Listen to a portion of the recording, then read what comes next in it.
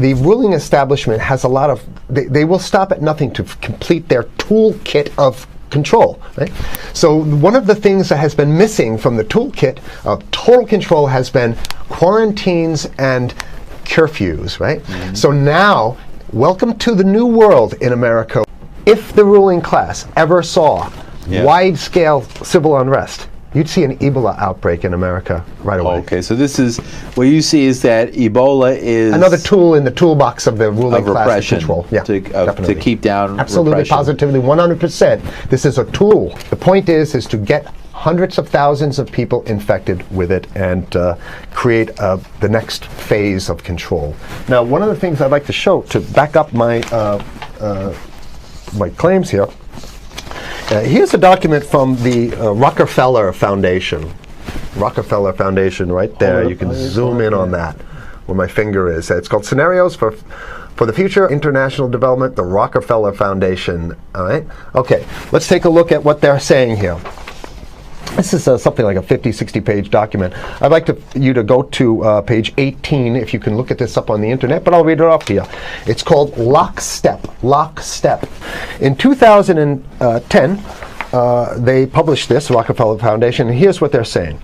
They're saying that they call it a scenario. These are scenario narratives, and they speak about it in the past tense. So they put out this scenario, Lockstep. A world of tighter, top-down government control and more authoritarian leadership with limited innovation and growing citizen pushback. Okay, I'll read a little bit of it. In 2012, the pandemic that the world had been anticipating for years, nobody was anticipating a pandemic, finally hit.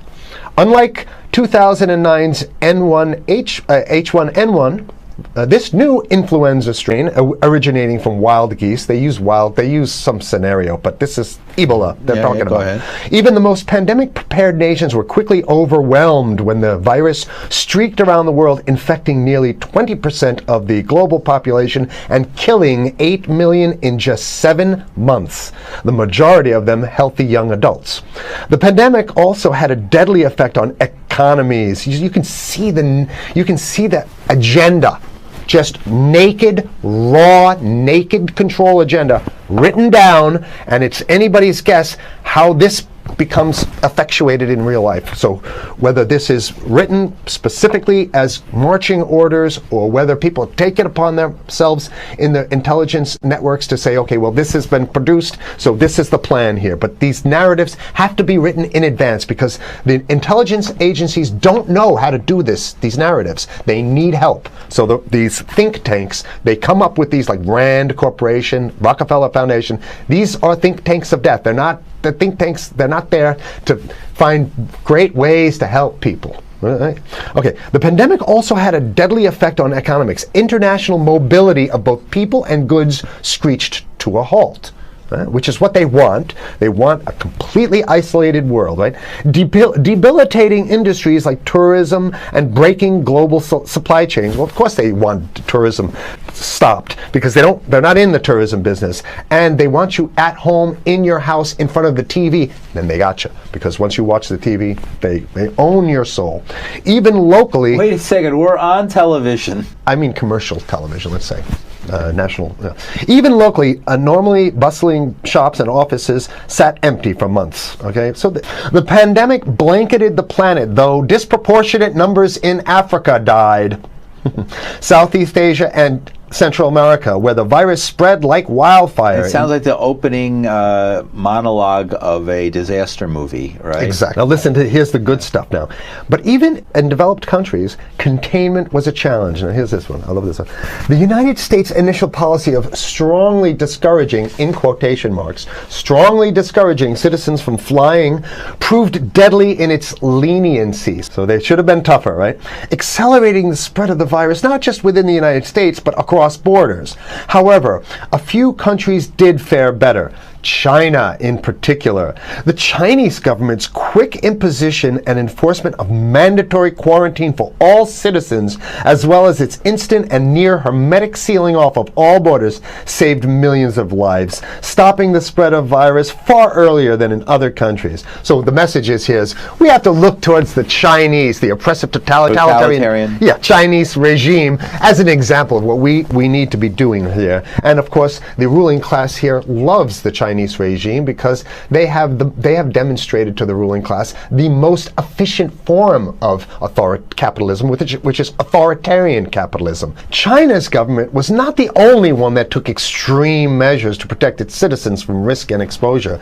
During the pandemic, national leaders around the world flexed their muscles, flexed their authority, and imposed airtight rules and restrictions, from the mandatory wearing of face masks to body temperature checks at the entries to communal spaces like that's what's happening right now. Yeah, there's some good stuff. Listen to this. And even supermarkets, they want body checks at supermarkets, okay? So basically what they're saying is they're building a system where every move you make, you gotta go through them. Even after the pandemic faded, this more authoritarian control and oversight of citizens and their activities stuck and even intensified. In order to protect themselves from the spread of increasingly global problems, from pandemics and national terrorism to environmental crisis and rising poverty, leaders around the world took a firmer grip on power. At first, the notion of a more controlled world gained wide acceptance and approval. I'm sorry, nobody likes this stuff. Citizens willingly gave up some of their sovereignty and their privacy to more paternalistic states in exchange for greater safety and stability. I mean, that's just a complete naked contradiction to the famous saying that if you think you're going to give up a little bit of security, I mean, if you're going to give up your freedom for security, you're going to get neither. They want to get more control, more and it's going to be curfews and quarantines. Unless we can break through the apathy, because that's what we have here, then it's going to be a slave state here. The ruling class doesn't seem to have too much resistance. They're getting everything on their Christmas shopping list, and they've been wanting quarantines and curfews for a long time. Now they got it. And if you want to live in a world where you're tricked into all this stuff because it's for your safety, right? And if you want to have a probe and make sure you got to check your pockets, make sure you don't have anything incriminating on you before you go out, and when you step out of your house, you want some police there to monitor and see what you're doing. If that's the world you want to live in, be apathetic, don't do anything. You're going to get that world very soon. It's coming your way, definitely.